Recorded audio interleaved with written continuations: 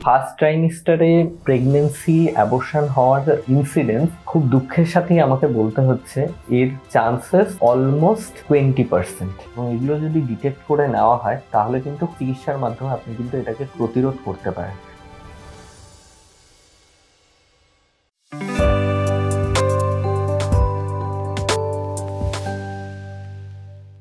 নমস্কার, ডাক্তারবাবুর ইউটিউব চ্যানেলে আপনাদের সবাইকে স্বাগতম। আমি doctor Pallab Roy, consultant obstetrician, gynaecologist and laparoscopic surgeon.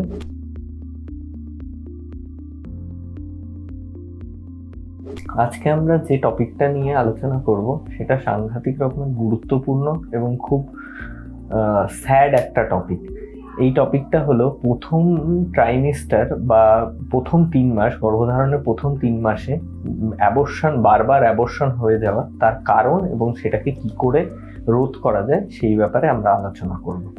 প্রথম ফার্স্ট ট্রাইমিস্টারে প্রেগনেন্সি অ্যাবর্শন হওয়ার ইনসিডেন্স মানে খুব দুঃখের সাথেই আমাকে বলতে হচ্ছে এর চান্সেস অলমোস্ট 20%।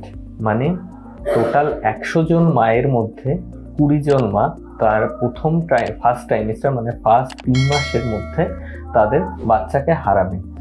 এর মূল কারণগুলো সম্বন্ধে প্রথমে জানা দরকার আমাদের, তারপরে তার প্রতিরোধ কি করে করা যায় সেই নিয়ে আমরা আলোচনা করব। সবচেয়ে প্রথম যেটা কারণ সেটা হলো জেনেটিক ডিফেক্ট। জেনেটিক ডিফেক্ট এমন একটা প্রবলেম, ধরুন মা এবং বাবা দুজনেই সুস্থ, কিন্তু তাদের যখন জিন তৈরি হচ্ছে সেখানে একটা মাইটোটিক ডিভিশন এবং সেখানে অনেক সময় মিউটেশনও হতে পারে। সেই মিউটেশনের সময় অনেক সময় কিছু খারাপ জিন ঢুকে যেতে পারে এবং সেই জিন যদি ফার্টিলাইজ করে, সেই জিনওয়ালা ওভাম এবং স্পার্ম যদি ফার্টিলাইজ করে, তখন কিন্তু বাচ্চার মধ্যে কিছু জেনেটিক ডিফেক্ট তৈরি হতে পারে। তো তখন সেই বাচ্চাগুলো নর্মালি অ্যাবর্শন হয়ে যায় নিজে থেকেই, সেখানে আমাদের কিছু করার থাকে না। নেক্সট যে কারণটা হতে পারে, অনেক সময় লিউটিয়াল ফেজ ডিফেক্ট বলা হয় বা প্রোজেস্টেরন ইনসাফিসিয়েন্সি, যে মায়ের শরীরে হয়তো বা প্রোজেস্টেরনের নামে একটা হরমোন আছে, যে হরমোনটা এই প্রেগনেন্সিটাকে পুরোটাকে বাঁচিয়ে রাখতে সাহায্য করে। সেই হরমোনের অনেক সময় ডেফিসিয়েন্সি থাকে, তার জন্য প্রবলেম হতে পারে। নেক্সট কারণ কি হতে পারে, কিছু হরমোনাল প্রবলেম থাকতে পারে। হরমোনাল প্রবলেমের মধ্যে সবচেয়ে যেটা মেইন প্রবলেম সেটা হলো আমাদের থাইরয়েডের প্রবলেম। থাইরয়েডের প্রবলেম বেশি বা কম যাই থাকুক না কেন প্রেগনেন্সিতে, সেটা কিন্তু অনেক সময় প্রেগনেন্সিটা মিসক্যারেজে পরিণত হতে পারে থাইরয়েডের জন্য। নেক্সট কারণ কি হতে পারে, পিসিওডি বা পলিসিস্টিক ওভারি ডিজিজ। এই পলিসিস্টিক ওভারি ডিজিজে যে ওভামগুলো তৈরি হয় সেই ওভামগুলোর কোয়ালিটি যথেষ্ট খারাপ থাকে এবং সেই ওভাম যখন ফার্টিলাইজ করে খুব বড় একটা চান্সেস থাকে যে সেই প্রেগনেন্সি হয়তোবা মিসক্যারেজে পরিণত হতে পারে। নেক্সট আমাদের আরও কারণ হতে পারে ডায়াবেটিস যদি কোনো মায়ের থাকে, সেই মায়েরও কিন্তু প্রেগনেন্সি নষ্ট হয়ে যাওয়ার প্রবণতা সাংঘাতিক রকম বেশি থাকে।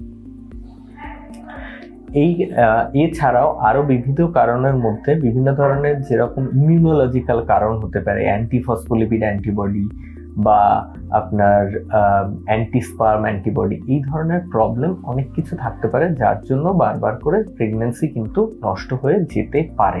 ফার্স্ট ট্রাইমিস্টার অ্যাবর্শনকে প্রতিরোধ করার জন্য সবচেয়ে যেটা মেইন ইম্পর্টেন্ট কাজ, যখনই প্রেগনেন্সি ডিটেক্ট হবে প্রথমেই আপনাকে ডাক্তারের অ্যাপয়েন্টমেন্ট বুক করে ডাক্তারের সাথে আপনার আলোচনা করা খুবই দরকার। অনেক সময় হয় যে ছোট ছোট প্রবলেম, যে ধরুন আপনার আগে পিসিওডি আছে বা থাইরয়েডের প্রবলেম আছে বা ডায়াবেটিস আছে, এই ধরনের প্রবলেমগুলো আমরা খুব তাড়াতাড়ি ডিটেক্ট করতে পারি এবং এগুলো যদি ডিটেক্ট করে নেওয়া হয় তাহলে কিন্তু খুব সামান্য কিছু চিকিৎসার মাধ্যমে আপনি কিন্তু এটাকে খুব সাধারণভাবেই প্রতিরোধ করতে পারেন।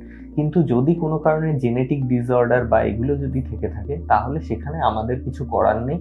এই প্রেগনেন্সিটা আনফর্চুনেটলি আপনারা হারিয়ে ফেলবেন, কিন্তু খুব তাড়াতাড়ি যখন নেক্সট বার প্রেগনেন্ট হবেন তখন আপনারা অবশ্যই তাড়াতাড়ি ডাক্তারের সাথে পরামর্শ নিয়ে জিনিসটাকে ঠিক করিয়ে নেবেন। আর যদি এরকম হয় যে বারবার করে আপনাদের বাচ্চা নষ্ট হয়ে যাচ্ছে, তখন হয়তো বা সব পরীক্ষা নিরীক্ষার পরে একটি পরীক্ষা হয় যেটা হলো ক্যারিওটাইপিং, যেটা মা এবং বাবা দুজনের জেনেটিক কোনো প্রবলেম আছে কিন্তু সেটাকে ডিটেক্ট করে। তো সেটা অনেক সময় লাগতে পারে। এর জন্য অবশ্যই আপনাদের ডাক্তারবাবুর সাথে আলোচনা করুন। আজকের মতো এই অবধি শেষ করছি। ডাক্তারবাবুর ইউটিউব চ্যানেলের সাথে আপনারা সবাই যুক্ত হন। Please like, comment and subscribe. এবং এই ধরনের বিষয়ে যদি আপনারা আরও জানতে চান তাহলে এই চ্যানেলটির সাথে যুক্ত থাকুন।